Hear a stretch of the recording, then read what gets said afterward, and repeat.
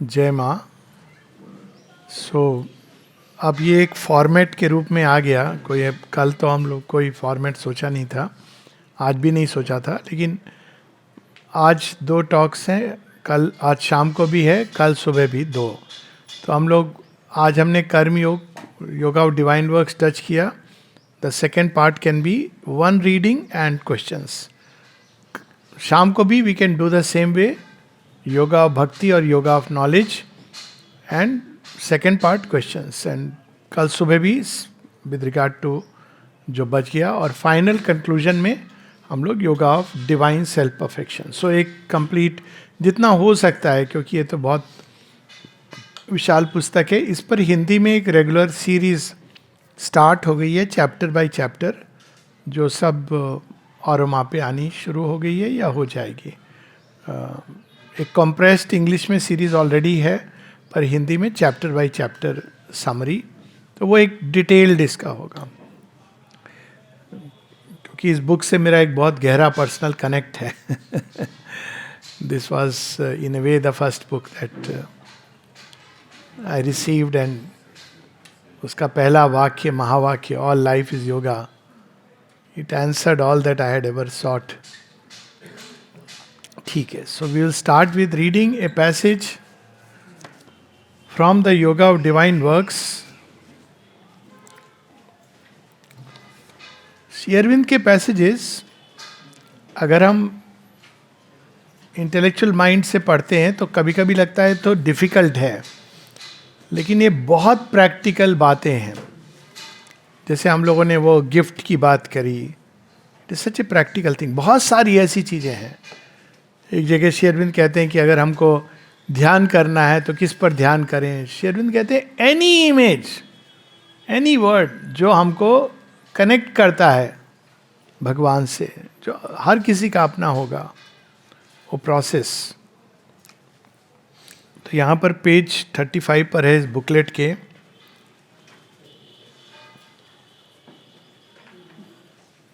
तो मूल चीज यही है कि भगवान दूर नहीं है, हमारे इतना करीब है कि हम जितना स्वयं को करीब मानते हैं उससे ज़्यादा करीब है, लेकिन हम अनुभव नहीं कर पाते, क्योंकि एक कामनाओं का मकड़ जाल और अहंकार की दीवार, और फिर पुरानी कई हमारी वासनाएं जो प्रवृत्तियों के रूप में हैं, ये सारी रास्ते में खड़ी हैं। और यदि उनको हम हटा दें, जैसे घर को आप साफ कर दें कमरे को, तो वही घर, वही कमरा, अचानक उसमें सुंदर सुंदर चीज़ें दिखने लगती हैं। या फोटो जिसके ऊपर महर्षि अरविंद की, ऐसा होना नहीं चाहिए, आई कांट इमेजिन, पर कई कई ऐसे होता है कि धूल पड़ी है, जैसे भी आप उसको क्लीन कर दें तो फोटो तो वही है। तो भगवान को अगर हम ये सफाई होने लगती है तो वैसे वैसे वो तो हैं ही, उनको पाना नहीं होता है कि कोई एक, लेकिन ये एफर्ट है कि हम उनके और हमारे बीच में जो जो चीज़ें हैं उनको हम हटाते चले जाएं, और उसमें उनकी पूरी सहायता होती है, उनकी ही ज़्यादा सहायता होती है। लेकिन जैसे एक माँ अगर बच्चे की बिना परमिशन के, आजकल हाँ ये अप्लाई, कमरा साफ करने लगती है तो बच्चा नाराज हो जाता है, क्योंकि उसको उस डिसऑर्डर में जीने की आदत हो गई है, और उसको नया ऑर्डर नहीं चाहिए, उसको अपना वाला डिसऑर्डर उसको ऑर्डर लगता है। तो अब माँ भी देखती हैं कि अभी इसको अगर मैं क्लीन करूँ इसकी बिना सहमति के तो और तूफान उठाएगा। तो योग में हम लोग को वास्तव में सहयोग करना है। योग भगवान करते हैं, उनके बिना योग संभव ही नहीं है, हमको सहयोग करना है। तो ये सारी चीज़ें जो पुकार, अभिप्सा, ये सब उन रिजेक्शन, इन वृत्तियों का त्याग, चेष्टाएं, ये वास्तव में सहयोग है। तो उसी से कनेक्टेड एक हम लोग पैसेज पढ़ेंगे छोटा सा, फिर प्रश्न लेंगे। The practice of this yoga of sacrifice, जिसकी हम बात कर रहे थे, यज्ञ। और इसमें अगर यज्ञ को हम सच में करते चले जाएं तो अंत में जो चैत्य सत्ता है वो अपने आप निकल के आती है। और उसका पहला इंडिकेशन होता है कि हमें ट्रूथ, गुड और ब्यूटी, इन तीन चीज़ों की ओर उसका आकर्षण होता है, नेचुरल। तो व्यक्तियों के साथ भी वो यही तीनों चीज़ें ढूंढती है, ट्रूथ, गुड और ब्यूटी। जहाँ उसको कुछ भी असुंदर, झूठ, फरेब, बैड विल, तो उससे वो अपने आप दूर होना चाहती। चैत्य सत्ता के अंदर ये इनबिल्ट है, it is soft wired and hard wired, programmed and hard wired for this response. Next level पर वो चैत्य सत्ता केवल भगवान को ढूंढती है। अब उसने वो जो इम्पर्सनल ट्रूथ, गुड और ब्यूटी, उसके ओरिजिन में टच करने लगती है। तब वो क्या सीख करती है? गॉड लवर्स संग, जहाँ पे सब लोग भगवान, सत्संग स्वतः ही ढूंढती है, क्योंकि उसको मज़ा नहीं आता बाकी पार्टी वगैरह में। और फिर जब नेक्स्ट स्टेप में वो जब भगवान को और नेक्स्ट होता है, तो वो सर्वत्र ढूंढती है और सब जगह भगवान को पाती है। तो डिफरेंट डिफरेंट स्टेजेस है इवोल्यूशन की। और ये यज्ञ के द्वारा, यानी जो भी किसी भी चीज़ में रुकना नहीं है, अटकना नहीं है, इंक्लूडिंग एक्सपीरियंसेस। और एक्सपीरियंसेस की भी खोज नहीं करनी है, क्योंकि उसमें भी फिर एक इगोइज्म आ रही है। और केवल भगवान का होना, भगवान से जुड़ना। तो the practice of this yoga of sacrifice compels us to renounce all the inner supports of egoism. Inner supports, बाहरी सपोर्ट तो हम लोग जानते हैं, इनर सपोर्ट्स कि भगवान की ओर भी, ताकि हमारा ये फायदा हो जाए। तो inner supports of egoism, casting them out of our mind and will and action. जहाँ भी उसको डिटेक्ट करना है, जैसे कमरे के अंदर ये कीड़ा है, उसको हटाना है, तो वैसे हमको उसको अपने से दूर करना है। ये एफर्ट है जो हर समय चलता रहता है, मनुष्य के अंदर चलना चाहिए। All must be done for the divine, all must be directed towards the divine. सब काम भगवान के लिए, भगवान की ओर मोड़ना है हर चीज़ को। तो फिर कहेंगे परिवार का क्या होगा? तो ये योगा ऑफ सैक्रिफाइस में ही श्री अरविंद प्रारंभ में बताते हैं यज्ञवल्क की कहानी। यज्ञवल्क से पूछा गया कि what of the wife and the child, Maitreyi उनसे पूछती हैं। तो यज्ञवल्क कहते हैं one does not love the wife for the sake of the wife, but for the sake of the self. बच्चे को one does not love for the sake of the child, but for the sake of the self. जब हम ego में रहते हैं तो ego self के लिए, जब हम डिवाइन से जुड़े रहते हैं तो डिवाइन के लिए। हम एक ट्रस्टी के रूप में होते हैं। तो हमारे ये नहीं कि किसी को डिस्कार्ड करना है, हमारे जीवन से जो आया, जो भी जुड़ा है, चाहे वो छोटा सा परिवार हो या विश्व बंधुत्व का भाव हो, जो भी जुड़ गया, तो हमको उसके साथ ये मान के चलना है कि हमारा व्यवहार ऐसा होना चाहिए कि इसके अंदर भी दिव्य हैं और हम केवल एक ट्रस्टी हैं। ये मेरा है, मेरे हिसाब से चले, जो मैं चाहता हूँ नहीं, वो उस तरह से चले जो उसके लिए उत्तम है, उसके लिए उचित है। और फिर भी अगर वो नहीं चले तो ये उसके जीवन है, उसकी अपनी एक जर्नी है। भगवान उसके साथ रहेंगे, आप प्रे कीजिए, लेकिन परेशान मत होइए, नहीं तो हम बहुत अधिक मोह आसक्त हो जाते हैं, चिंताएं घेर लेती हैं, भय से दिल मन भर जाता है। तो ये, इससे हमको अपने आप को दूर रखना है। Nothing must be attempted for our self as a separate existence. क्यों? क्योंकि ये सत्य नहीं है। यही मिस्टेक है जो रावण करता है। क्या? हम सब, डिफरेंस है between distinction, distinctiveness and separateness. एक फूल गुलाब का और तृण अपने आप में अलग हैं, किस सेंस में? डिस्टिंक्टनेस में। लेकिन हर एक का, एक घास का, एक फूल का, एक पशु का, मनुष्य का, ये सब एक दूसरे से एक ऐसी परस्परता में जुड़े हैं जिसको हम अगर भूलने लगते हैं तो हम अंत में अपना ही विनाश करते हैं। इसलिए अब कई बार लोग कहते हैं राष्ट्रवाद क्यों आवश्यक है? ये एक स्टेप है। पहले हमको इसका भान रखना है कि हम एक लार्जर यूनिट का हिस्सा हैं। हम केवल अपने लिए जी रहे हैं, स्वार्थ के लिए जी रहे हैं. माता जी से जब किसी ने पूछा था, एक जगह वो कहती है, India must be rescued first from the Indians. Swami Vivekananda ने भी इस तरह की बात कही है. जब उनसे किसी ने अमेरिका में कहा कि आप हम लोगों को कन्वर्ट करेंगे, तो उन्होंने कहा आपको नहीं, पहले तो मैं इंडियंस को ही कन्वर्ट करूं, मेरे भारतीय भाइयों को. तो ये क्यों? माँ कहती है क्या प्रॉब्लम है भारतवर्ष की? स्वार्थ. हर कोई केवल अपना सोच रहा है. अंत में क्या होता है? आपका नुकसान होगा, प्रैक्टिकली होगा. कैसे? हर व्यक्ति अगर स्वार्थ के रूप में सोचेगा, धीरे धीरे क्या इफेक्ट करेगा? कंट्री की इकोनॉमी, जीडीपी, शेयर मार्केट, सारी वे चीजें जो आपको लग रहा था कि मेरे स्वार्थ इससे पूरित होगा, वो कोलैप्स करेंगी, जिसका परिणाम आपके ऊपर आएगा. इसके मैं डिटेल में नहीं जा रहा हूं, but it is very simple way to look at it. यज्ञ का अर्थ होता है कि हम सब आहुति डाल रहे हैं, प्रसाद मिल के खाएंगे. ये नहीं कि मैंने ज्यादा डाला था, मुझे ज्यादा मिलना चाहिए और केवल मुझे मिलना चाहिए, तो बहुत ही भयानक है. Separate existence. और अगर हम ऐसे जीवन जीने लगे, कितना अच्छा होगा. हमारे बच्चे को आया 70%, पड़ोसी के बच्चे को आया 90%, तो हमारा मुंह नहीं लटकेगा, खुशी होगी. चलो कोई तो है, बढ़ रहा है, हमारा बच्चा अपने दिशा में बढ़ेगा.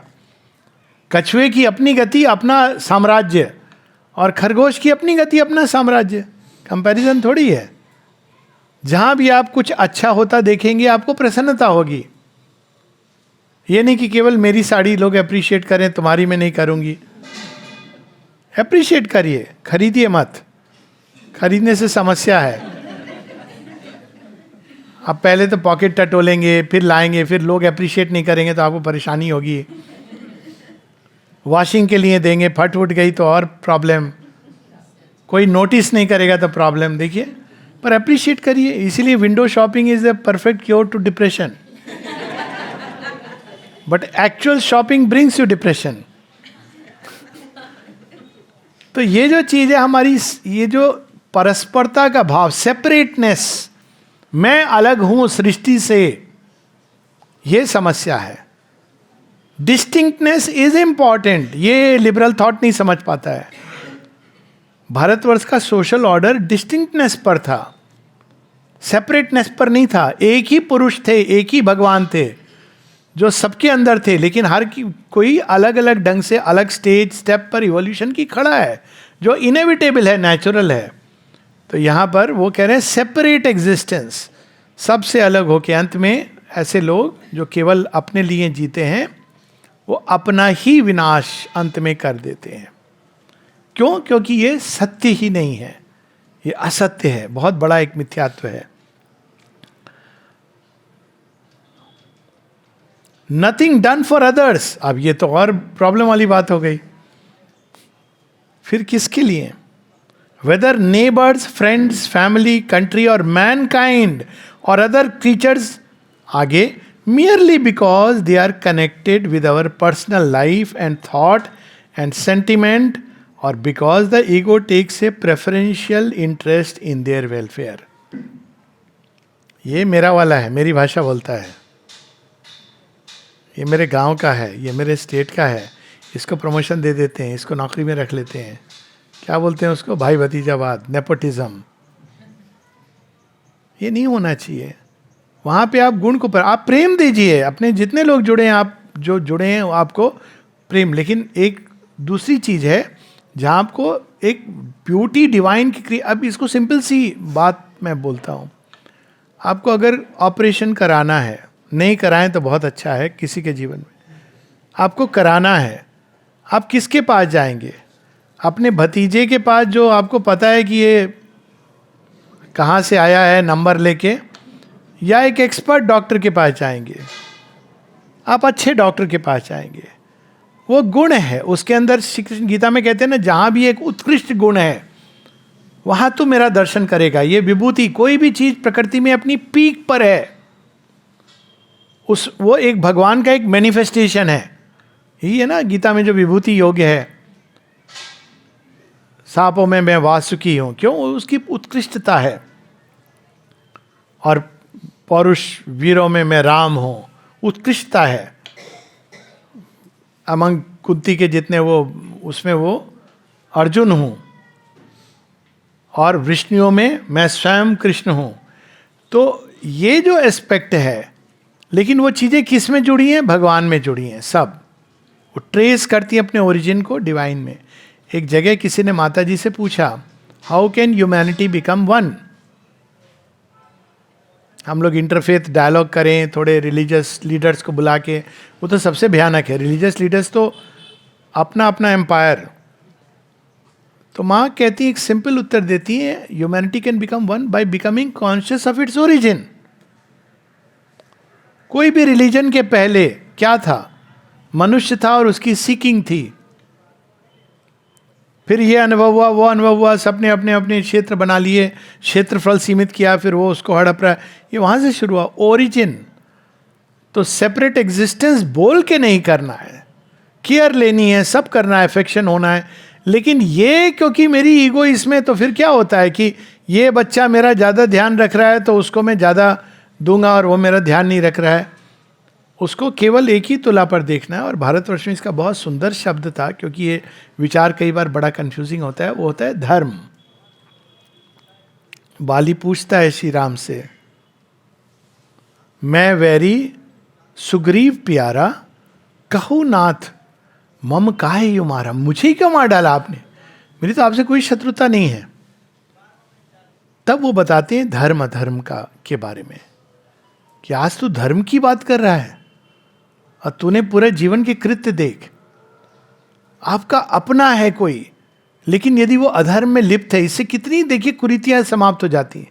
डाउरी, मम्मी पापा का आदेश मानना चाहिए, वैसे तो मानना चाहिए, लेकिन डाउरी में स्पष्ट है ना आंसर। इसके लिए कोई सोचने की जरूरत नहीं है। अगर हमारे बड़े कहें कि उसका तिरस्कार कर दो, तो क्या करना चाहिए? ये सारे उत्तर हैं हमारे यहाँ। तुलसीदास जी कहते हैं ना, वो जब मीराबाई ने पूछा, मीराबाई की कहानी हो रही थी अभी, कि मैं क्या करूँ, मेरे घर परिवार वाले कहते हैं इस तरह से जीवन जियो, मैं तो कृष्ण में हो गई हूँ। तो कहते हैं, जाके प्रिय न राम वैदेही, सो छाड़िए कोटि बैरी सम, यद्यपि परम स्नेही। उदाहरण देते हैं, बलि ने गुरु को त्याग दिया धर्म के लिए, भरत ने अपनी मां का त्याग कर दिया धर्म के लिए, विभीषण ने भाई का त्याग कर दिया धर्म के लिए। तो ये नहीं कि भाई को छोड़ा, ये धर्म को। बहुत सुंदर शब्द है, इस एक वर्ड को अगर हम लोग, भारतीय चिंतन में बहुत सुंदर बातें निकली हैं। एक है धर्म, और कहते हैं कि धर्म का कभी त्याग नहीं करना चाहिए। Dharma is not right wrong dos don'ts, एक कांस्टेंट इवॉल्विंग चीज है। एक जो छात्र है, उसका क्या धर्म है? उसका धर्म है प्रगति करना, योग्य बनना, विधाएं हासिल करना। मार्क्स लाना धर्म नहीं है, वो समस्या है, प्रॉब्लम है। उस प्रकार से हर किसी का अपना धर्म है। एक सांप का ये धर्म है, अपने बचाव के लिए काटता है। हर चीज का अपना धर्म है, और वो धर्म जैसे जैसे आप इवॉल्व करते हैं, चेंज होता है। Buddha as a husband must take care of his wife and child.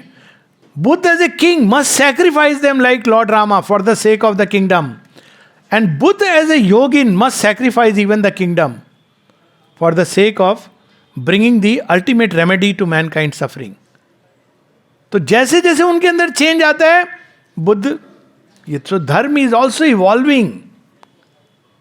ये नहीं कहा जा रहा है कि हर अर्जुन बन जाओ और अपने दादा उसको, क्योंकि गीता में लिखा है, नहीं। लेकिन एक समय आता है जब दो धर्मों के बीच टकराव होता है। धर्म मतलब एक चीज जो उचित थी एक समय, वो अनुचित हो जाती है। तो तब आपको वो हायर लॉ ऑफ लिविंग, ये पूरा श्री अरविंद इसको विस्तार से जगह जगह बताते हैं, क्योंकि ये टकराव कई बार आता है और इंसान को उस समय इसका स्मरण रखना है। तो nothing should be done only क्योंकि हमारी ईगो इसमें प्रेफरेंशियल इंटरेस्ट लेती है। In this way of doing, again dharma has nothing to do with religion.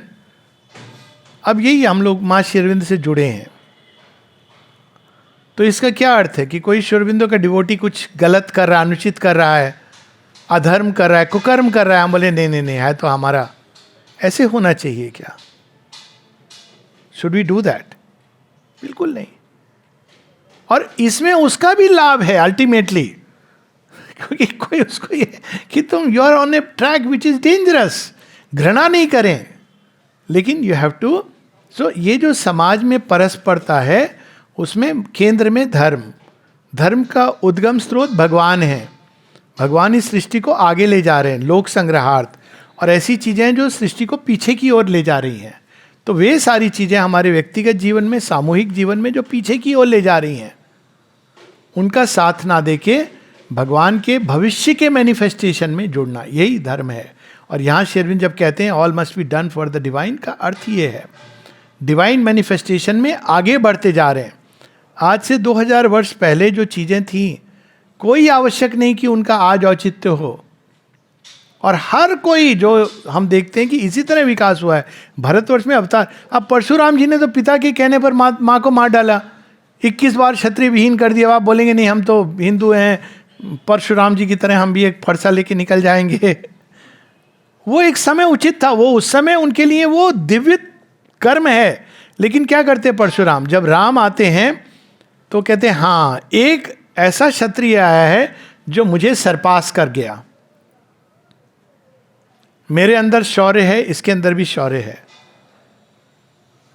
मेरे अंदर धर्म है, इसके अंदर भी धर्म है, लेकिन मैं बहुत उग्र हूं, ये तो शांत है. दिस इज द आइडियल क्षत्रिय. तो अपनी फरसा फेंक देते ना. एक कहानी है फरसा फेंकने की कि केरला, एक कहानी की बेट द्वारका में गिरी थी परशुराम जी की फरसा. ऐसी कहानी कि वो फेंक देते हैं. क्या है ये? इवोल्यूशन है.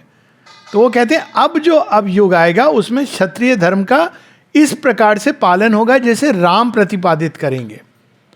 कृष्ण आते हैं, कहते हैं राम जी ने जो रास्ता दिखाया था उस रास्ते को यूज करके दुर्योधन, धृतराष्ट्र और द्रोणाचार्य और भीष्म टेक्निकलिटी में लोगों को फंसा रहे हैं. यही होता है ना जब द्रौपदी को वो कहते हैं यार तुम कैसे योग्य नहीं हो तुम इस राज्य की साम्राज्ञी बनने की, क्योंकि तुम्हारे तो 5 पति हैं, ये अधर्म है.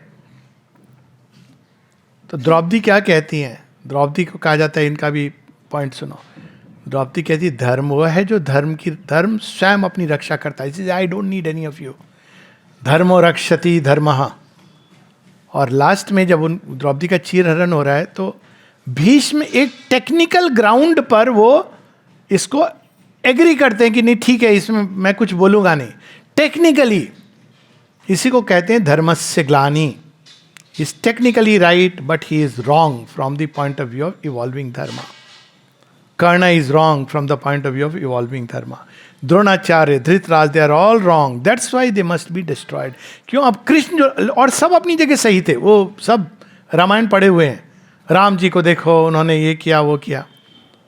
तो श्री कृष्ण एक नया एस्पेक्ट लाते हैं इस सृष्टि के अंदर. वो कहते हैं कुल नहीं, राष्ट्र स्थापित किया उन्होंने, राष्ट्र धर्म इट्स हाईएस्ट. राम ने राज्य धर्म स्थापित किया, श्री कृष्ण ने राष्ट्र धर्म. अब श्री अरविंद आते हैं, उसके भी परे चले जाते हैं. तो इसलिए हम देखते हैं आजकल इंटरनेशनलिज्म और इसकी बातें हो रही है. World as one unity, Auroville, Dwarka Auroville में निकल रही है. तो ये एक इवॉल्विंग प्रोसेस है. जब ये कहा जाता है all must be done for the divine, ये एक मैकेनिकल प्रोसेस नहीं कि एक सेंटेंस आ गया मन में तो हम जो कर रहे हैं इम्पर्सनली कर रहे हैं, बिना कुछ सोचे विचारे हम भगवान के नाम से कर रहे हैं. रिश्वत भी ले रहे हैं तो हम क्या करें, ना कोई लेता है, ना कोई खाता है, ना कोई देता है. तो उसने मुझे दिया रिश्वत, मैंने ले लिया, मैं तो कर नहीं रहा हूँ, भगवान कर रहे हैं. मैंने उसका टेंडर पास कर दिया, मैं तो कर नहीं रहा हूँ, भगवान कर रहे हैं. इसी को कहते हैं devil quoting the scripture. Ravana के पास ये गुण था, सब पढ़ा था उसने, समझा नहीं था. इसीलिए कहते हैं कि स्क्रिप्चर्स को समझने के लिए एक प्लास्टिक, सपिल और वास्ट इंटेलिजेंस चाहिए. तो यहां पर वही चीज कह रहे हैं, all must be done for the divine. In this way of doing and seeing all works and all life become only a daily dynamic worship and service of the divine. सारा जीवन, सारी एक्टिविटीज भगवान की पूजा और सेवा. कितना सुंदर भाव है, सोच के कितना आनंद आता है. एवरीथिंग, कोई भी चीज छोटी नहीं है. आगे जो लिख रहे हैं वो बहुत ही सुंदर है. All works and all life become only A daily dynamic worship. Dynamic worship जो कॉन्स्टेंटली इवॉल्व कर रही है. भगवान को क्या चाहिए? एक बार माता जी ने किसी से पूछा, आई वॉन्ट दैट वास. तो उस इन व्यक्ति ने मुझे खुद ये अनुभव बताया, वो वहाँ पे थे, वही कर रहे थे, उन्होंने ये किया. उनके दाहिने हाथ में किताब थी, तो उन्होंने किताब को बाएं हाथ में पकड़ा, दाहिने से वास उठा के दिया. तो माँ ने कहा, why did you do that? नहीं, हम लोग बाएं हाथ से नहीं देते हैं. अब देखिए, आपको भगवान मांग रहे हैं उस समय. माँ का ये तरीका था सिखाने का. चंपकलाल जी को भी उन्होंने बताया ना कि why are you wearing the janeu. तो उन्होंने कहा कि मैं तो नहीं उतना मानता हूँ, लेकिन मेरे मम्मी पापा को बुरा लगेगा. तो माँ कहती हैं, और perhaps they may evolve if you remove it. सुन के शॉक हो जाते हैं ना ट्रेडिशनलिस्ट. क्यों? क्योंकि हम सबको इसके मूल में जाना है. जनेऊ पहन के, पंडित बन के आपको कर्म कर रहे हो.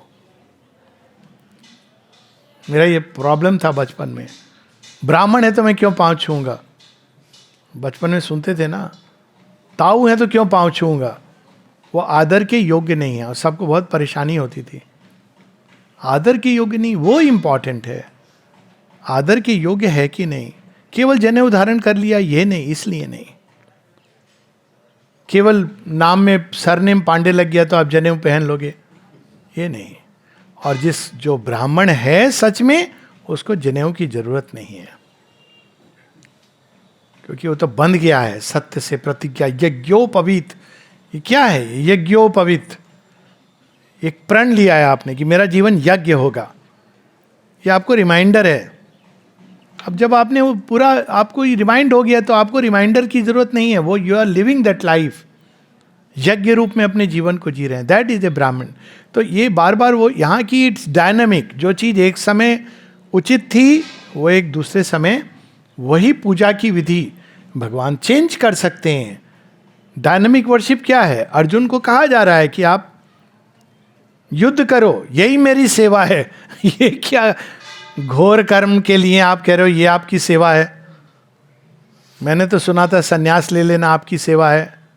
और उसमें तो वो कहते हैं कि क्या तू मूड जैसी भाषा बोल रहा है, पंडित बना फिर रहा है, मूड जैसा कर्म कर रहा है. क्या क्या नहीं बोलते हैं कृष्ण जी. कृष्ण जी का वो तो रौद्र रूप माँ काली का स्वरूप प्रकट होने वाला था. तो वो अर्जुन को ही स्टार्ट करते हैं वहीं से. तो ये डायनामिक वर्शिप कहाँ पर? And service of the divine in the unbounded temple of his own vast cosmic existence. भगवान का पहला मंदिर उन्होंने स्वयं बनाया है. पूरी सृष्टि अनबाउंडेड, अनंत विस्तार. ऐसे ही उनका तो भव्य ऐसे ही होता है ना, साम्राज्य कहीं सीमित नहीं होता और बढ़ता चला जा रहा है. किसमें, किस स्पेस में हम नहीं जानते. स्पेस क्या है हम लोग नहीं जानते, क्योंकि स्पेस तो बढ़ती, कह रहे हैं universe is expanding. Where is it expanding? क्या यूनिवर्स के एक्सपेंशन के पहले भी स्पेस है? तो उसका अंत कहाँ है? तो ये उनका पहला मंदिर है. अणु अणु में उनका मंदिर है. और सबसे बड़ी बात जो श्रीमद् भगवद गीता बताती है, श्री अरविंद इस पर बहुत जोर देते हैं, और हमारा हृदय उनका मंदिर है. You must keep the temple clean if you wish to install there the living presence. तो ये सारी बातें कर्मयोग के सार रूप में. कुछ एक प्रश्न मैं लेता हूँ. एक प्रश्न जो इसमें नहीं लिखा हुआ है, किसी ने पूछा था, स्थित प्रज्ञ और समता. स्थित प्रज्ञ जब हमारी बुद्धि योग का एक कल्बिनेशन है. जब हमारी बुद्धि, वो हम लोग ज्ञान योग में इसकी चर्चा होगी, जब बाहर की चीज़ों में और सतही चीज़ों में नहीं फंस करके अंदर और ऊपर की ओर उठने लगती है, तो धीरे धीरे हम प्रज्ञा में, ना कि अपीयरेंसेस में, हमारी इंटेलिजेंस फ्री हो जाती है. इन अपीयरेंसेस जिसमें हम क्रियाएं प्रतिक्रियाएं ये सब होती है, और वो इंटेलिजेंस स्थित हो जाती है उस सत्य के अंदर, उस परम बोधि के अंदर, जिसको हम लोग बोलेंगे, we can use the word enlightenment. सब वर्ड मिसयूज हो गए. But our intelligence is fixed in the eternal. तो क्या होता है? उससे एक इक्वानिमिटी स्वतः ही आती है। हालांकि इक्वानिमिटी कब आएगी? जब आपको कर्म करना है। तो अगर हमारी चेतना, हमारी बुद्धि, हमारी इंटेलिजेंस, तीनों अलग अलग चीज़ें, लेकिन फॉर द सेक ऑफ ये सारी चीज़ें उस सत्य में स्थित हैं, तो हम सरफेस पे रिएक्ट नहीं करेंगे, हम चीज़ों के मूल में जाएंगे और बुद्धि के डिक्टेट से हम एक्ट करेंगे। और यही चीज़ श्री कृष्ण बताते हैं ना कि इंद्रियों से ऊपर मन है। कुछ तोते केवल इंद्रियों पे रिएक्ट करते हैं, हर समय सेल्फी में पड़े, इंद्रियों से रिएक्ट, अरे कितना अच्छा इंस्टाग्राम कल्चर, इंद्रियों से रिएक्ट कर रहे हैं। फिर मन उसको थोड़ा एनालाइज करता है, पर मन के परे बुद्धि, बुद्धि के परे ग्रेटर सेल्फ, ग्रेटर सेल्फ के परे स्वयं मैं हूं ईश्वर। तो ये पूरी एक हायरार्की बनाई है गीता ने। तो बुद्धि जब हमारी बाहर मन और इंद्रियों के कब्जे में ना होकर, अभी वो उसकी प्रिजनर है, दास है, जब वो फिक्स हो जाती है ग्रेटर सेल्फ में, डिवाइन में, ये नहीं कि वो एक्ट नहीं करेगी, अब तो स्वामी जी इनडिफरेंट हो गए, नहीं, लेकिन उसके जो एक्शन होंगे वो रिएक्शंस नहीं होंगे सरफेस अपीयरेंसेस पर, वो उसके पीछे के सत्य को देखेंगे उस हिसाब से। और हो सकता है कि उसका कर्म वैसा ही लगे जैसा कोई अन्य व्यक्ति जो रिएक्ट कर रहा है उसके जैसा हो, लेकिन उसके पीछे एक संसार बिल्कुल भिन्न होगा। अर्जुन भी खड़ा है और बाण चला रहा है, और धृष्टद्युम्न भी उसी वहां पर मौजूद है, और सात्यकी भी है, और सारे हैं उधर भी। भूरिश्रवा वर्चुअस अपने को समझता है, ये सब युद्ध कर रहे हैं। लेकिन अर्जुन की अब चेतना कहाँ फिक्स है? हे केशव, हे माधव, आप बोलो कहाँ जाना है, किस पर बाण चलाना है? कर्ण को तो अंजलि अस्त्र। आर यू श्योर कान्हा, मेरा नाम बहुत बदनाम होने वाला है, बदनामी मेरे ऊपर है, मैं लूंगा ना बदनामी, मैं इसीलिए तो तुझे आदेश दे रहा हूं, बदनामी वाला पार्ट मेरे ऊपर छोड़ दे। आने वाले समय में मुझे प्रेम भी बहुत लोग देंगे और बदनाम भी बहुत करेंगे, लेकिन मैं मान अपमान से नहीं मूव्ड हूं। गुरु नानक कहते ना एक जगह अपने पद में, अस्तुति निंदा दो त्यागी और मान अपमाना।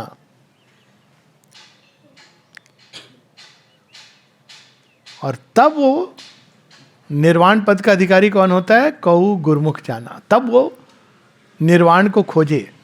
तो श्री कृष्ण कहते हैं मुझे पता है, मेरी स्तुति भी होगी, निंदा भी होगी, तो वो कर जो मैं कह रहा हूं, मैं जो कह रहा हूं आई नो इट। क्यों कह रहे हैं वो बात? यहां कर्ण द्रोणाचार्य इनकी है ही नहीं। बात तो ये है कि ये शील्ड बन के खड़े हैं। कर्ण को तो उन्होंने चांस दिया था, शील्ड बन के किसको खड़े? अधर्म को। धर्म जब अधर्म की ढाल बन जाता है तो उसको हटा देना जरूरी है, क्योंकि वो अधर्म को शील्ड कर रहा है। श्री कृष्ण कितने सुंदर ढंग से बताते हैं कि टू राइज अबव। तो स्थित प्रज्ञ से हमारे एक्शंस जो निर्धारित होते हैं वो कन्वेंशनल थॉट से नहीं, एक डीपर विजडम से वो निकलते हैं, क्योंकि वहां पे एक हायर। लेकिन कन्वेंशनल क्या होता है? जो बुद्धि हमारी कई बार भ्रमित होती है, मन हमारा राइट रॉन्ग गुड बैड में, और जरूरी है मन के लेवल पर, जब तक ऊपर नहीं उठे यही हमारा फ्रेमवर्क है। लेकिन जैसे जैसे मनुष्य उसके ऊपर उठता है वैसे वैसे उसका फ्रेमवर्क एनलार्ज होता है, बुद्धि और सफल होती जाती है। तो जब बुद्धि पूरी तरह प्रज्ञा में स्थित हो जाती है तब हमें जो घात प्रतिघात संघात जो कांस्टेंट फ्लो हो रहा है उससे हम रिएक्ट नहीं करते हैं। अभी हो रहा है, चल रहा है, व्हाट्सएप पर आना शुरू हो गया नया वेरिएंट, आए ना आए व्हाट्सएप में तो आ गया है अभी, उसके बाद आएगा नया वैक्सीन, उसके बाद आएगा नए वेंटिलेटर, उसके बाद आएगा नए अस्पताल, नई दवाएं, शुरू हो गई ना वो। तो जिसकी बुद्धि स्थित होती है वो कहता है भैया अभी भी नहीं सीखे, पूरा जो लेसन मिल गया अभी भी नहीं सीखे, ये सब चीजें निकल के बाहर आ गई हैं कि इसमें किसको लाभ हुआ, किसको क्या हुआ, पर अभी भी तो वो बुद्धि जब आपकी प्रज्ञा में स्थित होती है तो आप रिएक्ट नहीं करते हो, आप उसको you act. You may still wear the mask. Y?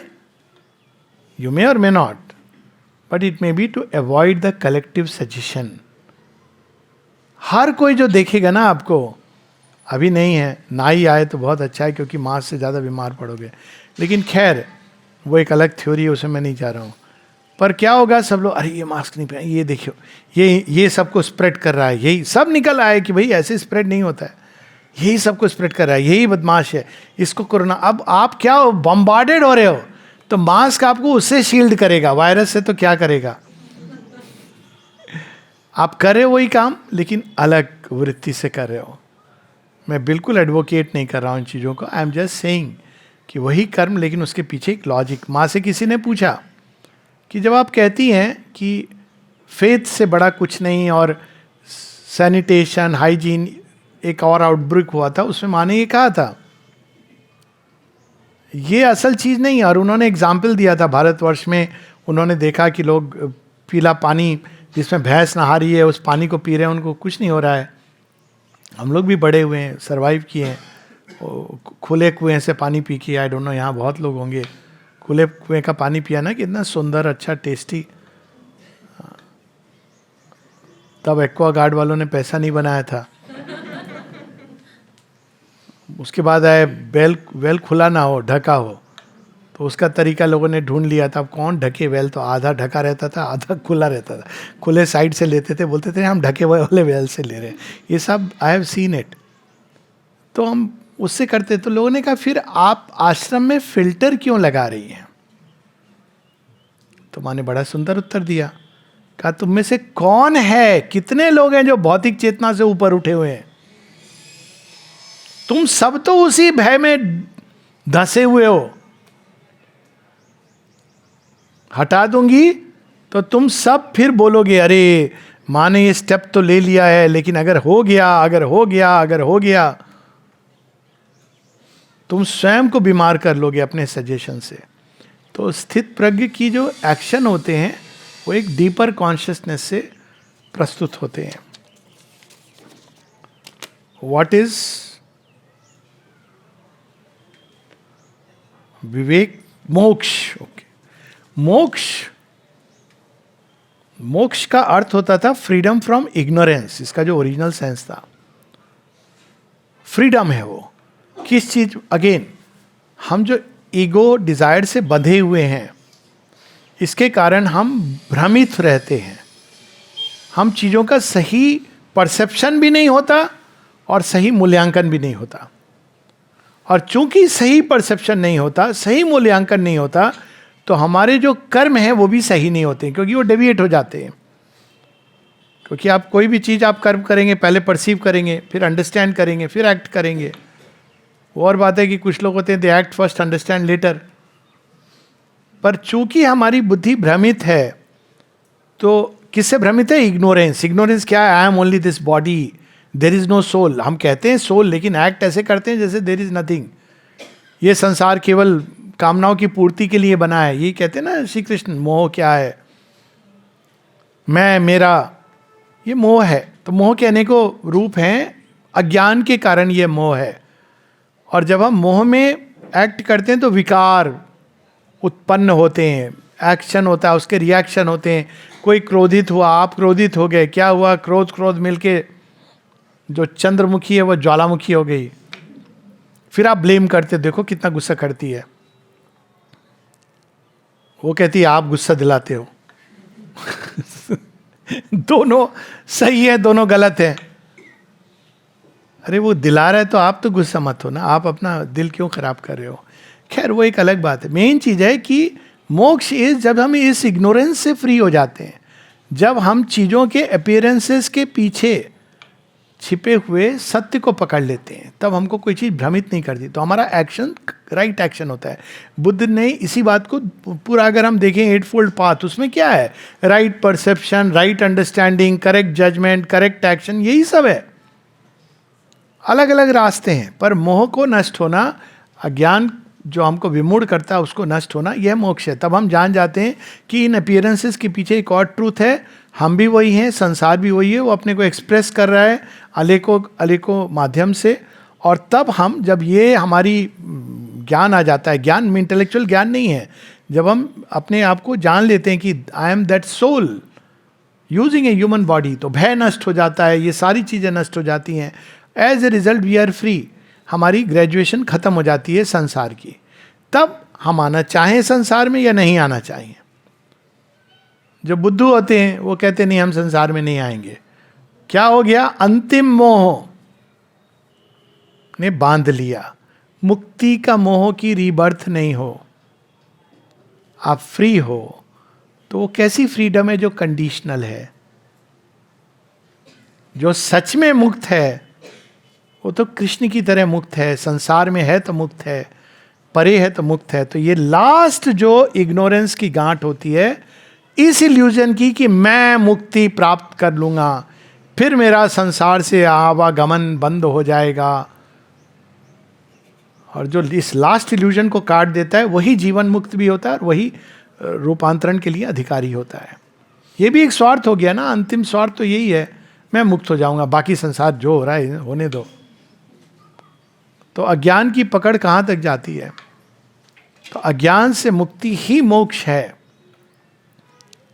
और दूसरा है विवेक। क्या है विवेक? हमको चीज़ों में अंतर करना सिखाता है, जो modernist thought, post modern thought नष्ट कर रहे हैं।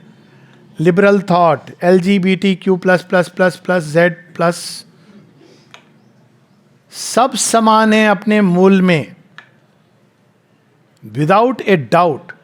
Man, women, girl, young, child, old, all are equal as far as their core is concern. But अगर आप बोलेंगे कि ये सब एक हैं, बच्चे को 5 साल में आप बोल रहे हैं जेंडर चुनो, बच्चे को पता भी नहीं है, वो क्या बेसिस पर चुनेगा? वो देखेगा कि लड़कों को ये फायदा है, मैं तो ही हूं। कुछ समय बाद वो बोलेगा नहीं नहीं नहीं, आजकल तो लड़कियों का जमाना है, नो आई एम शी। फिर बोलेगा आई एम इट, सुबह में आई एम ही, दोपहर को शी। अब उसकी देखिए बुद्धि कहाँ घूम रही है, ही सी इट में घूम रही है, which should be much beyond. और ये क्यों जरूरी है डिस्टिंक्शन को जानना? ये नहीं कि दोनों में भेद होता है। लड़की लड़के जब फ्रेंड की तरह बात करते हैं, पढ़ते हैं, तो क्या वो बायोलॉजिकल डिफरेंस को याद रखते हैं? बिल्कुल नहीं याद रखते हैं। लेकिन अगर आप एक क्लोज्ड रूम में अकेले मिल रहे हैं, इंटीमेटली मिल रहे हैं, तो वो डिफरेंस आएगा, it will impress upon you through 1000 doors. तो ये मूर्खता जो ये बात हो रही है, it will make you a fool of you, कि नहीं कोई डिफरेंस नहीं है। वो पैरेड में आप ठीक है, ये I am not saying you want girl and girl wants to stay together perfectly fine, who stops? Boy and boy wants to stay together perfectly fine, उसमें कोई दो राय नहीं है। बात हो रही है कि उसको इतना ज़्यादा बढ़ा चढ़ा के प्रस्तुत करना कि वही जैसे मान लो वो जीवन है। उसके बाद अब जब लीगल राइट्स की बात करते तो समस्या है, आपने एक बच्चे को अडॉप्ट किया है, बच्चे को क्या पता था? अबोध है, बड़ा होकर अपनी मम्मी को खोजेगा ये तुम्हारी मम्मी है। क्यों? क्योंकि दैट्स हाउ वी आर। सो ये चीज़ों को, ये विवेकहीनता जो विवेक के नाम से पास हो रही है, हम तो एक स्पिरिचुअल कॉन्शियसनेस में आ गए हैं। क्यों? क्योंकि लड़की लड़के में डिफरेंस नहीं है, एसेंशियली नहीं है। दोनों को सब चीज़ें, डिफरेंस कहाँ है? दोनों में बायोलॉजिकल डिफरेंस है, और एक समय आएगा जब ये चला जाएगा। अभी डिफरेंस बायोलॉजिकल है, ये स्मरण रखना होता है। आप कह देने से कि I am a he, periods का पेन होगा। अब अगर आप ही बन गए हैं तो आपको उसमें कोई सोचेगा नहीं। प्रेगनेंसी हो गई है तो लोग बोलेंगे कि no no no, you have no right because you are a he. अब देखिए कितनी समस्याएं होने वाली हैं। तो मेन चीज ये है कि विवेक क्या आपको चीजों को सही जगह रखना सिखाता है। यह भी अविवेक है कि दोनों में अंतर है, लड़की घर के अंदर रहेगी, पढ़ने नहीं जाएगी, लड़का काम, यह भी अविवेक है, मूर्खता है।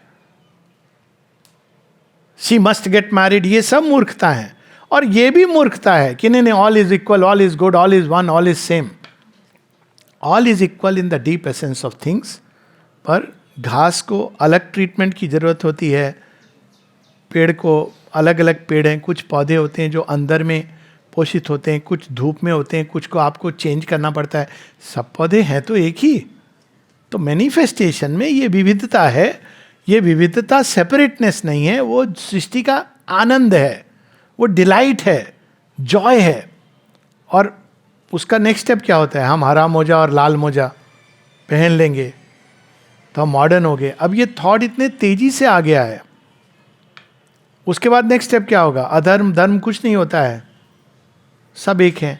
सो विवेक क्या करता है? आपको डिस्टिंग्विश कराता है between the true and the false.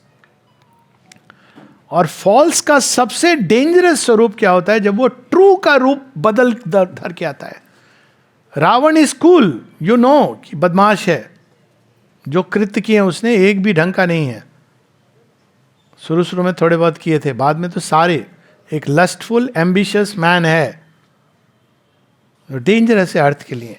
लेकिन कालनेमी, हनुमान जी भी भ्रमित हो गए थे. राम राम राम राम कर रहा था. मिथ्यात्व का सबसे भयंकर रूप होता है जब वो सत्य का जामा पहनता है. तो इसलिए विवेक, विवेक के साथ क्या चीज जुड़ी है? नीर शीर विवेक. पानी और दूध मिला दीजिए, लैक्टोमीटर की तरह वो बता देता है. पानी को आप मथते जाइए, कलर्ड मिल्क होता है पहले, बीच में ये भी चला था. उसमें क्या निकलेगा? मक्खन निकलेगा? नहीं निकलेगा. तो यही डिफरेंस है. विवेक के अंदर वो कैपेसिटी है. लेकिन अभी हमारा विवेक कामना, ओपिनियंस, आइडियाज, व्यू पॉइंट्स, इधर उधर व्हाट्सएप, उसमें उलझा हुआ है. जब विवेक जागृत होता है तो अपने आप को दिखाता है अंतर.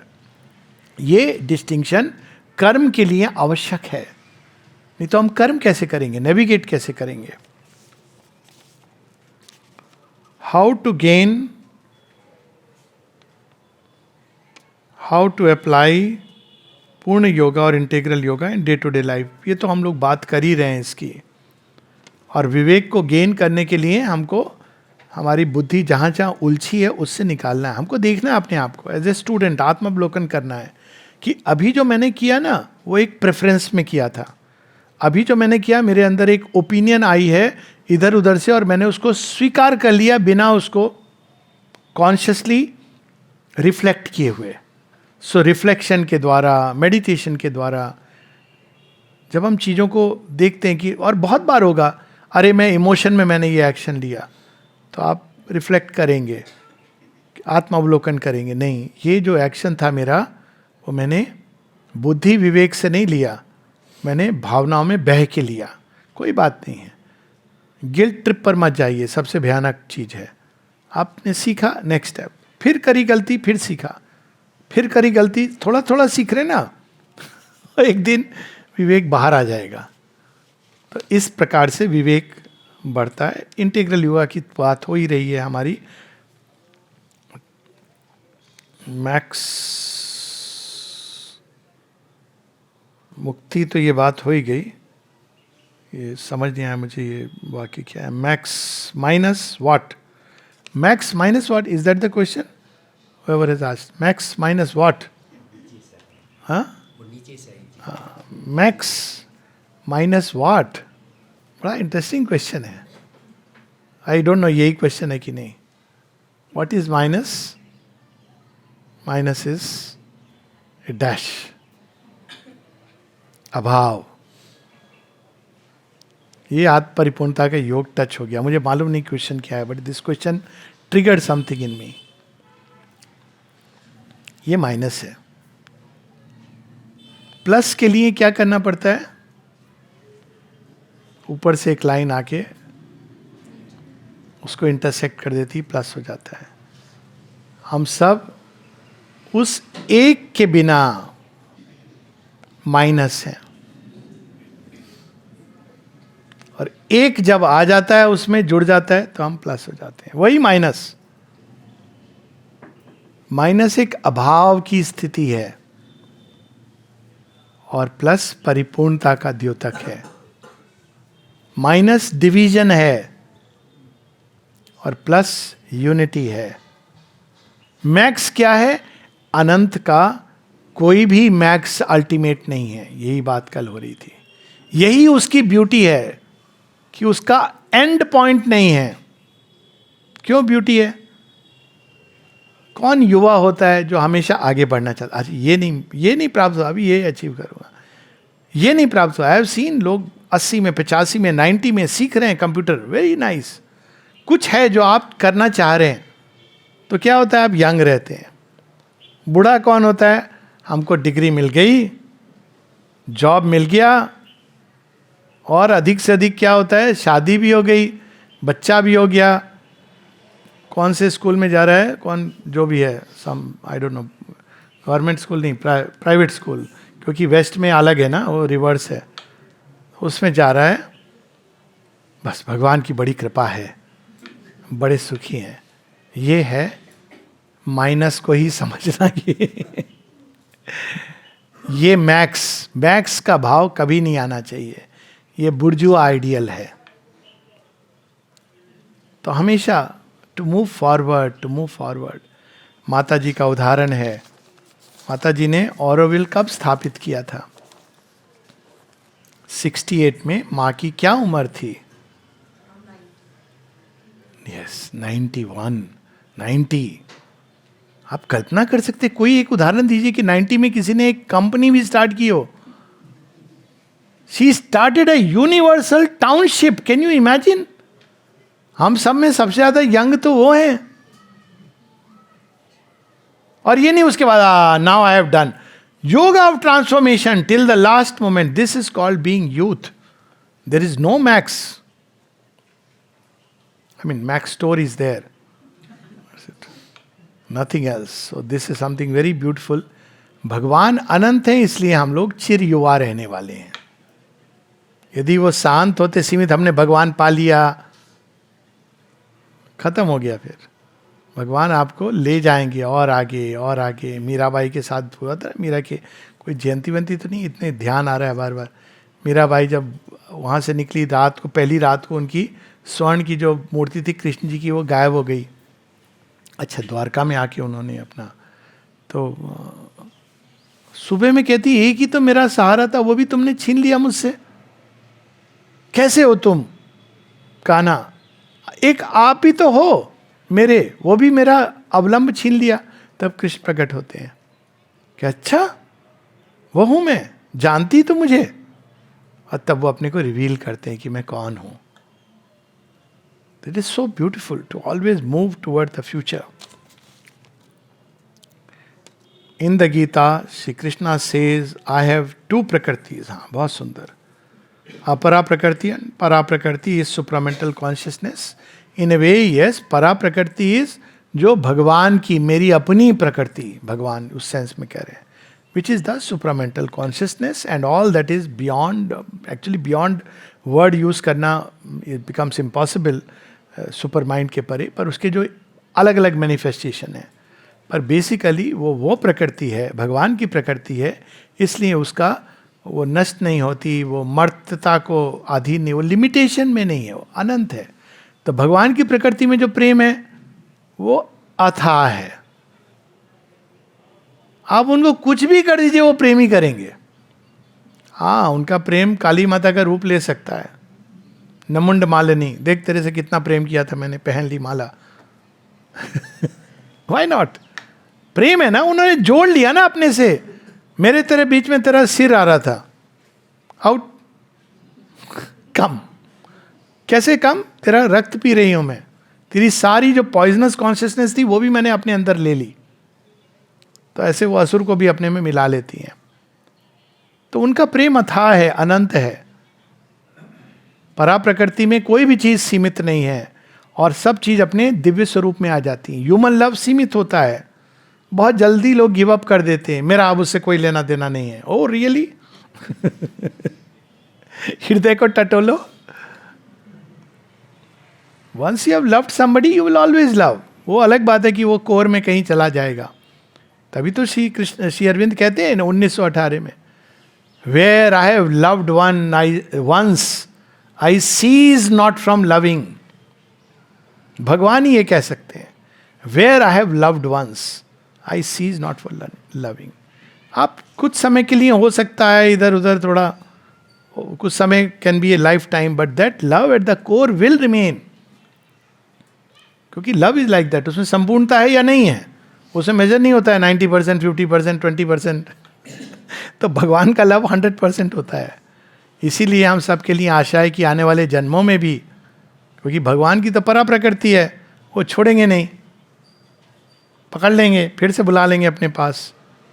हाँ, yes, it is the divine nature, जिसको अब सुपर माइंड, इसके सटल डिस्टिंक्शन में मैं नहीं जा रहा हूँ, will do that some other time. Gita also says about triune path, karma jnana bhakti. The difference between Gita and integral yoga is only supermental con, नहीं और भी चीज़ें हैं।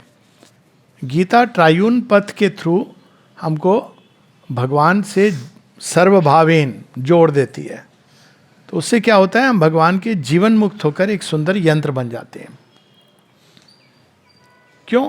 अगर यंत्र केवल आपने कर्मयोग किया लेकिन ज्ञान और भक्ति नहीं है, कर्म तो कर रहे हैं कि हम कर्मयोग है, लेकिन कर्मयोग ज्ञान से प्रेरित है और उसके हृदय में भक्ति है, तब वो संपूर्ण होता है। और तभी हम भगवान के सच्चे यंत्र बन सकते हैं। नहीं तो क्या होगा, हमारा हृदय हमको कहीं और भटका रहा है। वैसे हम भगवान की सेवा कर रहे हैं, कहने को कर्मयोग कर रहे हैं निष्काम कर्म से, लेकिन हमारा हृदय हमको भटका रहा है, ज्ञान बैकग्राउंड में नहीं है। तो हम कर्म तो कर रहे हैं, लेकिन वैसे जैसे एक राजा ने एक मूर्ख को कह दिया था कि मेरी सेवा करना, और मंत्री ने कहा महाराज ऐसे मत करो, हर किसी का अपना स्थान होता है। नहीं नहीं नहीं, वो बहुत अच्छा आदमी है, मेरी सेवा करेगा। रात को तलवार भी पकड़ा दी। अब क्या हुआ, सेवक, परम सेवक, मक्खी आ गई वहाँ। अब वो तलवार भांजने लगा, मक्खी को भगा रहा है। भगाते भगाते, मक्खी तो मक्खी है, वो बैठ गई राजा के छाती पर। इसने तलवार उठा के जब मक्खी को भगाया, सेवा कर रहा था राजा की कि मक्खी ना आए, लेकिन ऐसी सेवा से, कि कौन सी सेवा, अज्ञान से सेवा है। सेवा हमेशा ज्ञान पीछे होना चाहिए बैकग्राउंड में, और हृदय और प्रेम होना चाहिए हृदय में, अदरवाइज वो पूर्ण सेवा नहीं है। तो आप यंत्र बनते हैं, सुंदर यंत्र, पर रूपांतरण नहीं होता। It is not only about super mind, it is also about रूपांतरण। क्यों? अब क्या डिफरेंस है, यंत्र तो तुम्हारे फिर भी उपकरण वो बने पुरानी प्रकृति से हैं। अब आपको एक उदाहरण देता हूं। एज ए डॉक्टर मरीज आया, गीता के योग में अगर मैं निष्ठ हूं तो मेरी अवस्था जीवन मुक्त की तरह होगी। मैं उसको ये सोच के नहीं देखूंगा कि इसने कितना फीस भरी है, बिना भेदभाव के मैं ये मान के उसकी सेवा करूंगा कि ये भगवान ने ही भेजा है, भगवान इसके अंदर भी है और मैं सेवा करूंगा। ओके? लेकिन मैं कैसे सेवा करूंगा? मैं वही मेडिसिन प्रेस्क्राइब करूंगा जो मैंने अज्ञान में सीखी है, क्योंकि मेरा माइंड रूपांतरित नहीं है, तो मेरे अंदर वो नया ज्ञान नहीं है। भगवान क्या करेंगे? भगवान क्या, वो आप भगवान के पास जाएंगे, बोलेंगे ठीक कर दो, तो भगवान कहें अच्छा ला मैं जरा प्रेस्क्रिप्शन तुझे लिख दूं यूनानी सिद्ध दवाओं का। नहीं, he has another way of healing. We may और मे नॉट हैव फेथ, वो अलग बात है, और he may use any of the methods and yet beyond method. तो हमारा माइंड जब तक रूपांतरित नहीं होता, हमारे कर्म फिर भी अज्ञान से जुड़े होंगे, और इस कारण पृथ्वी पर उसकी क्रियाएं प्रतिक्रियाएं होती रहेंगी। इसलिए रूपांतरण आवश्यक है। श्रीमद् भगवद गीता का योग हमें अंदर में जीवन मुक्त बना देता है, पर संसार को फिर भी वो त्रिगुणात्मक प्रकृति में बंधा रहता है। यही श्री कृष्ण कहते भी हैं कि जब तू कर्म करेगा तो त्रिगुणात्मक प्रकृति में ही करेगा, तेरे अंदर सत्व रजस तमस इनका प्रभाव होगा, पर तू अंदर में जीवन मुक्त रहेगा। तो this is how the Gita yoga. पर रूपांतरण की बात, रूपांतरण है तो सुप्रामेंटल है। रूपांतरण के लिए डिवाइन मदर, रूपांतरण क्यों कौन कर सकता है? जिन्होंने पूरी सृष्टि, सारी प्रकृति, परा प्रकृति की जो स्वामिनी है, वही कर सकती हैं। तो डिवाइन मदर, ये सारी चीजें गीता में हिंटेड है।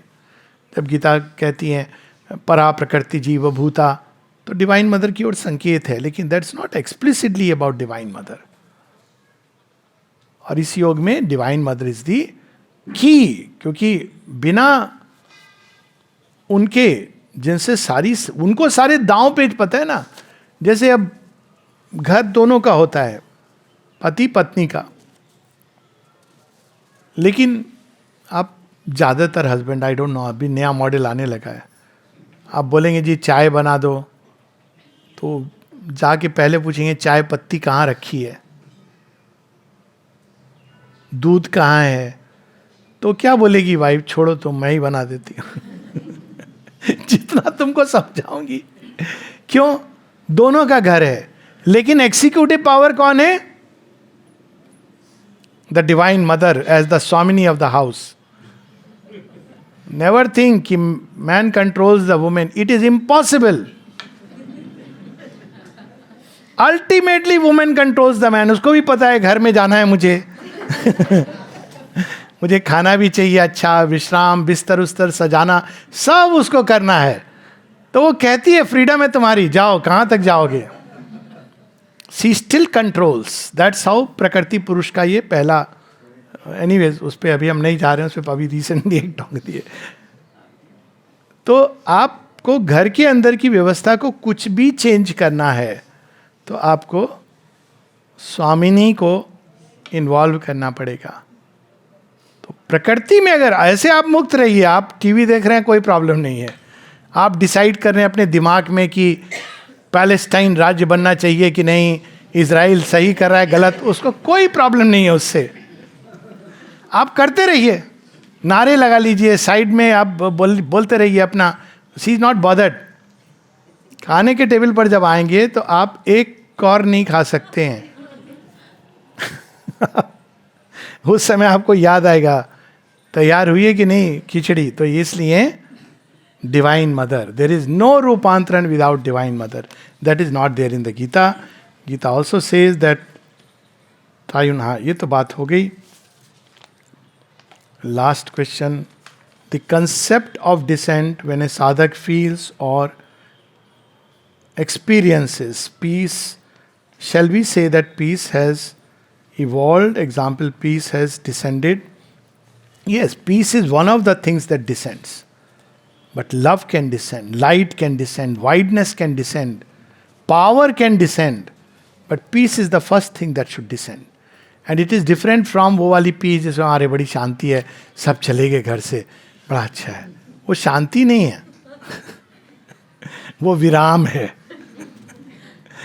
Viram is not shanti, it is not even विश्राम।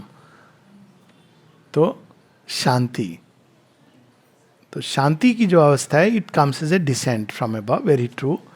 और उसको अलग अलग ढंग से फिर माँ की जब पावर आती है तो थ्रिल के रूप में डिसेंट वन एक्सपीरियंसेस वो चेंज करती है, हमारे अंदर के चेंज भी करती हैं। जो भाग तैयार हैं, जो तैयार नहीं है उनको बाहर निकलते हैं। जो छिपे हुए थे बिल के अंदर सांप बिच्छू, वो भी निकलते हैं। जो लग रहा था कि ये तो है नहीं हमारे अंदर, तो आप कहते हैं ये क्या मैजिक हो रहा है, उल्टा हो रहा है, ये सारे मेरे अंदर से क्यों निकल रहे हैं? आपके ही अंदर थे, आप दूसरों में देख रहे थे। जितनी चीजें हम दूसरों में देख रहे हैं ना, टेक इट फॉर ग्रांटेड, वो हमारे अंदर 2000% है। वर्ल्ड इज ए मिरर, और एक दिन निकलेंगी तब आपको दूसरे के ऊपर बहुत प्रेम, अरे मैंने गलत समझा, वो तो कितना अच्छा है। वन डे वन रियलाइजेज कि ये सब मेरे अंदर था जो मैं दूसरे के अंदर देख रहा था। इस योग का एक रियलाइजेशन है, यूनिवर्सल प्रकृति। व्हेन डिविनिटी इज, तो इवॉल्व का अर्थ ये हुआ कि अब एज ए रिजल्ट हम सब के अंदर दिव्यता है ना छिपी हुई, तो उसका ये एस्पेक्ट बाहर आ जाता है, तो फिर वो हमारा परमानेंट हिस्सा बन जाती है। जब शांति, आपका ये एक अनुभव हुआ शांति का, फिर वो कई बार वो हुआ, डिसेंट हुआ, फिर एक दिन आया जब आप स्थित शांति, अगर ऐसा कोई वर्ड हो, तो फिर आप न्यूक्लियर ब्लास्ट भी हो रहा है, आप शांत हैं। क्यों? अब आपका इवोल्यूशन में वो चीज़ आपकी चेतना में जुड़ गई, तो वो इवॉल्व हो गया अंदर से। When divinity is evolving in प्रकृति, why this concept of descent? उसके बिना वो इवॉल्व ही नहीं, निकलेगी नहीं, वो अंदर छिपी हुई है डिविनिटी, लेकिन उसको बुलाने वाला कोई होना चाहिए ना। तो भगवान क्या करते हैं, ये सारे इवोल्यूशन में है, ये केवल इसमें नहीं। वाइटल बीइंग, वाइटल जगत, प्राण जगत कैसे निकला, इसको डिस्क्राइब करते हैं। वो अंदर से इवॉल्व हुआ, लेकिन उसके लिए क्या हुआ, प्राण तत्व उसको झटका दे रहा था, शॉक्स दे रहा था, नॉक कर रहा था। वरना तो डिविनिटी है लेकिन सुप्त अवस्था में है, उसको जगाने के लिए कोई चीज। अब इसका एक उदाहरण देख लें, भक्ति है सबके अंदर, मतलब कोई ना कोई चीज होती है, सेंस ऑफ डिवाइन। कहाँ निकलती है? जब बाहर कोई ऐसी चीज होती है जो हमको स्मरण दिलाती है, चाहे वो मंदिर हो या पुस्तक हो या कोई व्यक्ति हो, जहाँ आपको अचानक हृदय में, तो वो बाहर से या ऊपर से जो डिसेंट है वो उसको जगाता है. सुपर माइंड धरती के अंदर है और इवोल्यूशन में आएगा ही आएगा, लेकिन उसको जगाने का काम. एक और उदाहरण ले लें, हनुमान जी वाला. हनुमान जी तो साक्षात रुद्र हैं. 12वें रुद्र, 11वें रुद्र ना, 12वें रुद्र, 11 रुद्र हैं, 12वें हनुमान जी का अवतार है, 11वें रुद्र. चलो, तो वो जब बैठे हैं, छलांग लगानी है, तो हनुमान जी भी बैठे, कौन कहाँ आ गए हम, राम जी का काम तो करना है, लेकिन ये कौन जा सकता है. संपाति ने तो कह दिया, दिख रही है सीता माता उधर, उसने तो वो अपना गूगल पूरा बता दिया, सैटेलाइट इमेज दे दी. लेकिन अब उरी तो नहीं हुआ, मिशन उरी. अब कौन जाएगा इस समुद्र, 7 योजन समुद्र है. तो सब कहते हैं हनुमान जी आप ही तो, मुझे तो कुछ नहीं, मैं ये सब नहीं कर सकता हूँ. मैं सब कर सकता हूँ, राक्षस आ गया सामने, तोड़ मोड़ के उसको मार के भगा दूंगा. भूत पिशाच निकट नहीं आवे, महावीर जब, ये सब कर सकता हूँ. 7 योजन समुद्र में कैसे छलांग लगाऊंगा? तब जामवंत कहते हैं उनको, पूरा उनको स्मरण दिलाते हैं कि आप कौन हो.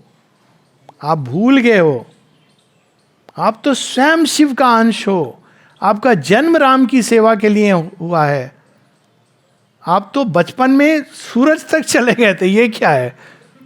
बड़ी सुंदर वो लाइन है, मेरे स्मरण नहीं आ रही, कि वो सूरज को खाने चले गए थे. तो सारे देवता, यू आर दैट.